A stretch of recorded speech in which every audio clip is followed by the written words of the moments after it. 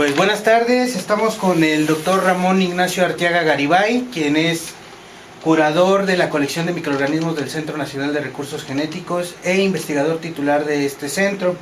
Gracias por recibirnos. Buenas tardes, doctor. Buenas tardes. Bueno, voy a comenzar con algunas preguntas breves sobre el centro, sobre la actividad del centro. Y me gustaría saber por qué es importante la conservación de la biodiversidad o agrobiodiversidad, como se le conoce a toda aquella material genético, todos aquellos organismos que están relacionados con la agricultura, la parte pecuaria, incluso la parte forestal. Bueno, en el caso particular de la biodiversidad tiene importancia desde varios ámbitos. Muchos puede ser desde el ámbito ambiental, desde el ámbito alimentario, que es en el que nos podemos entrar y el que radica la importancia de este tipo de recursos. Se conservan porque funcionan como acervo, en principio de cuentas. Puede funcionar, el término a mí no me gusta mucho utilizar esto de respaldo, y no es más que respaldo, es un reservorio de material genético o de genes o de información o recursos naturales que pueden ser útiles para las diferentes actividades que realiza el hombre, siempre pensando desde el punto de vista antropocéntrico. En ese contexto, la alimentación es fundamental para la subsistencia de la raza humana. Entonces, por esa razón es importantísimo tener un reservorio de estos recursos. Ok, gracias.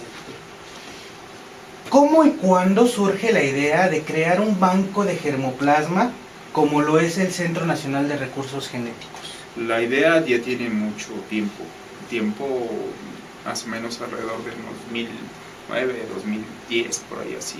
Se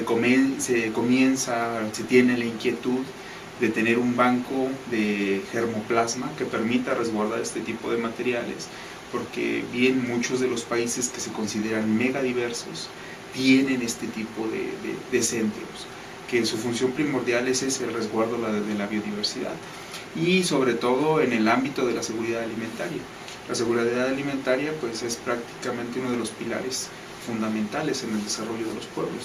Entonces, dado que México es un país megadiverso, no contaba con esa infraestructura para poder resguardar todo ese material genético que tiene o que puede ser útil con estos fines. Okay, gracias. ¿Qué instituciones fueron las que participaron en la creación de este proyecto? Básicamente fueron instituciones relacionadas precisamente con la seguridad alimentaria y que están sectorizadas en inicio a de lo que hoy es la Secretaría de Agricultura, Ganadería, Recursos Naturales y Pesca, SAGARPA. Pero también intervinieron muchas de las universidades, de las cuales abastecen a los diferentes, al sector, tanto agropecuario de manera particular, la parte de pesca, recursos naturales acuáticos. Algunas instituciones, la lista es enorme, las más importantes, obviamente está el mismo Instituto Nacional de Investigaciones Forestales, Agrícolas y Pecuarias, que actualmente es el responsable de la administración del Centro Nacional de Recursos Genéticos. Existen otras instituciones como la misma SAGARPA o muchas de las instituciones sectorizadas a SAGARPA, Colegio de Postgraduados, existen otras instituciones como universidades, ICESE, por ejemplo. Muchas otras que sería inclusive que no sería correcto mencionar, más de algunas se nos podría ir. Claro, correcto. ¿Cuál es la capacidad máxima en cuanto a la cantidad de personas, el personal que puede atender el centro, y de muestras que tiene la capacidad instalada que tiene el centro? Una medida de la grandeza, por decirlo así entre comillas, que pudiera tener un banco de germoplasma es en función del número de muestras que puede almacenar. En algunos sitios, en algunos bancos de germoplasma en el mundo, por ejemplo, uno de los más grandes es el de Fort Collins, que está en Estados Unidos. Tiene una capacidad instalada de 1 millón de muestras o 1 millón de accesiones. Nosotros lo denominamos accesiones más que muestras, porque la accesión va más allá de una simple muestra, valga la redundancia, sino en muchos de los casos tiene que ver con todo el linaje de una determinada especie, ciertas características que pueden ser asociadas. En el caso particular del Centro Nacional de Recursos Genéticos, tiene una capacidad instalada para 3 millones de accesiones. Más grande todavía. Es todavía más grande que el de Fort Collins, y actualmente yo me atrevería a decir que andamos cerca del 30-40% de la capacidad. En cuanto al número de personas, actualmente trabajan alrededor de casi unas 90 personas, entre todos los niveles, tanto investigadores, personal asistente, personal administrativo, y yo creo que sin lugar a dudas se puede duplicar o triplicar el número de personas que pudieran trabajar en este espacio. Muy bien. ¿Con qué instituciones, tanto nacionales como internacionales, tienen vinculación? En el ámbito nacional tenemos vínculos con muchas instituciones, tanto relacionadas a que es el tema del sector agrícola, el sector pecuario, el sector forestal, y todas aquellas cadenas productivas que tengan que ver con la seguridad alimentaria. En ese contexto, pues hay instituciones como la misma CONAFOR, por ejemplo, Instituto Nacional de Pesca, algunas otras instituciones que tienen relación con este tipo de recursos, el CONARGEN, por ejemplo, todas aquellas instituciones, o asociaciones ganaderas, por ejemplo, también es importante, asociaciones de productores, ya sea de maíz, de trigo, por ejemplo, frijol, algunos otros mercados en los cuales es importante los recursos genéticos, siempre pues guardando la perspectiva de la alimentación. En el ámbito internacional, afortunadamente, el centro cada día se conoce más a nivel mundial. Uno de nuestros principales aliados, por decirlo así, es el gobierno japonés a través de la Agencia de Cooperación Internacional, JICA. Y gracias a ello nos ha permitido el inicio, poder dar los primeros pasos en el establecimiento del centro, y la relación se ha mantenido a lo largo del tiempo, tan es así que pues continuamos en base a colaboraciones de proyectos de investigación y el intercambio y capacitación con algunos de sus especialistas. En este sentido, usted mencionaba diferentes instituciones o diferentes sectores nacionales. No es solo con instituciones públicas, entiendo, es también una relación con el sector privado, sí, el que se lleva. Efectivamente, también con el sector privado. Nosotros no podemos estar solamente pensando en el sector público. ¿Por qué? Porque el problema de la seguridad alimentaria es un problema global. Y en ese contexto, pues muchas de las empresas obviamente tienen el componente privado. Ese componente privado requieren ciertos servicios que nosotros como centro tenemos las capacidades y la infraestructura suficiente para proporcionarlos. Muy bien. ¿Qué proyectos adicionales a lo que sería la línea de investigación de la preservación, que es la primordial del centro, manejan, que tengan que estar o que están relacionadas directamente con la seguridad alimentaria? Bueno, al inicio nosotros no hay que perder de vista que una de nuestras principales misiones o objetivos en este centro es la preservación o la conservación de estos recursos naturales. Sin embargo, no solamente es el ámbito de conservar por conservar, también tenemos que saber qué conservamos, cómo lo conservamos y qué de eso que conservamos, qué características tienen, y esa es precisamente una de las líneas que se desprende de esto, que es la caracterización de estos recursos. Por otro lado, también en algunos casos tiene mucho que ver con los resguardos, que es propiamente la parte de conservación, pero también es la potenciación en algunos casos. Poder encontrar ciertas características en algunos materiales en función de investigación científica y técnica que pueden ser aprovechables. Correcto, doctor, gracias. De todo esto, ¿cómo se garantiza que la preservación del material biológico sea la correcta, o que no exista riesgo para el material preservado en el banco? Normalmente nosotros utilizamos técnicas que se denominan técnicas ex situ, in vitro, es decir, que sean adaptables a condiciones de laboratorio. Normalmente lo que nosotros hacemos es utilizar procedimientos basados en metodología de vanguardia que nos permita conservarlos por mucho tiempo, por al menos 10 años. Esto nosotros lo llamamos procesos a largo plazo, basados obviamente en las características que pueden tener algunos organismos o algunas especies de poder ser conservados, inclusive inducir en algunos casos latencia, o en su defecto poder someterlos a condiciones extremas, como puede ser el uso de temperaturas menores a 0, en este caso menos 80 grados centígrados, o casos muy particulares utilizar nitrógeno líquido. Vale. ¿Cuál es el mayor reto al que se enfrenta un banco de germoplasma como el Centro Nacional de Recursos Genéticos en nuestro país? Bueno, aquí hay varias cosas que hay que tener en consideración. La primera es la importancia que radican los recursos, la importancia que tienen los recursos genéticos en el contexto de la seguridad alimentaria, que eso es fundamental. Segunda, siempre desafortunadamente en nuestro país No en todos los casos se tiene esa conciencia de la importancia que pudiera tener. Y la otra es un proceso que requiere tiempo. Es un proceso que no necesariamente los resultados son visibles en corto tiempo, en corto plazo. Desafortunadamente son a muy largo plazo y en muchas ocasiones muchos de los sectores no comprenden esa parte y por lo tanto consideran que más de ser una inversión es un desperdicio de recursos. Vaya. Respecto a su trabajo en particular, como lo mencionaba en un inicio, usted es investigador de la parte de recursos genéticos microbianos. ¿Cuál es la importancia de los microorganismos en el sector agroalimentario? En el sector agroalimentario, bueno, los microorganismos, así como muchos aspectos de la vida, son fundamentales. Nosotros podríamos aquí hablar horas y horas de los beneficios que pueden representar los microorganismos para procesos tan sencillos como puede ser inclusive la vida misma. Gracias a los microorganismos existe algo tan esencial como es el proceso de digestión. Gracias a esos microorganismos, algunos de sus metabolitos son aprovechables para la producción de algunos alimentos. Gracias a esos microorganismos existe, por ejemplo, la estrategia de control de otros microorganismos. Algunos, por ejemplo, son útiles para la parte o el ámbito agrícola, para el ámbito pecuario, de tal manera que los microorganismos representan en muchos de los casos beneficios más que perjuicios. Más del 80% de esa biodiversidad microbiana tiene un beneficio para las diferentes actividades que realiza el hombre. No es posible visualizar alimentos como el queso, como el yogur, como el vino, como la cerveza, como el tequila, etcétera, sin la presencia de los microorganismos. De estos microorganismos, ¿qué grupos tienen ustedes resguardados en el CNRG? Aquí, bueno, de manera como grupos, pues resguardamos hongos, resguardamos bacterias, resguardamos levaduras.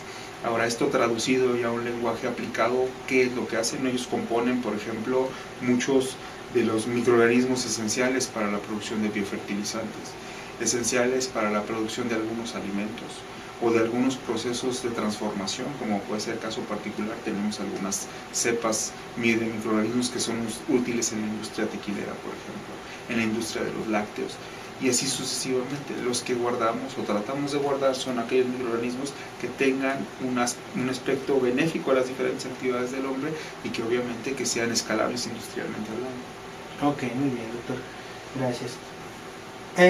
Se ha puesto de moda, o en los últimos años hemos escuchado mucho sobre los bioinoculantes, los biofertilizantes, pero ¿cómo se garantiza la efectividad y la no patogenicidad de los microorganismos que se emplean en estos productos o en estos biofertilizantes? El tema de los biofertilizantes es un tema, digamos, árido en México. Si bien es cierto, mucha gente se dedica a producir biofertilizantes o bioinoculantes, uno de los grandes problemas que tiene esta industria es que no existe precisamente una normatividad por parte, en este caso, del gobierno federal, que sería el encargado de poder llevar a cabo o regir estas conductas. Ese es un problema serio. ¿Por qué? Porque en muchas ocasiones estos biofertilizantes o estas enmiendas que se utilizan para el beneficio o el desarrollo de los cultivos no necesariamente cumple con los estándares de inocuidad.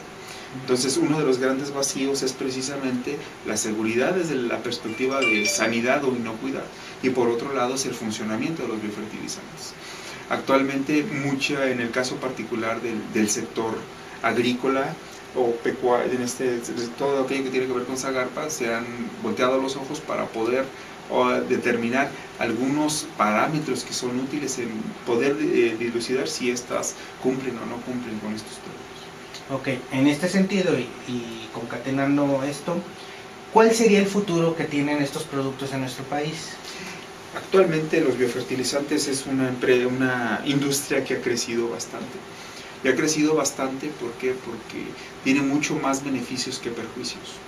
No solamente son los impactos que tiene a los cultivos, sino que también tiene otro componente que es muy importante y que tiene que ver con el sector ambiental.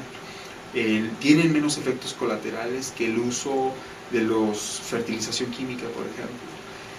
Es redituable económicamente hablando. Sin embargo, la limitante existe en que muchos de esos procesos no son industrializados, sino que netamente son artesanales. Entonces, de tal manera que cuando se lleva a cabo la producción no hay una uniformidad o una calidad en todos los casos.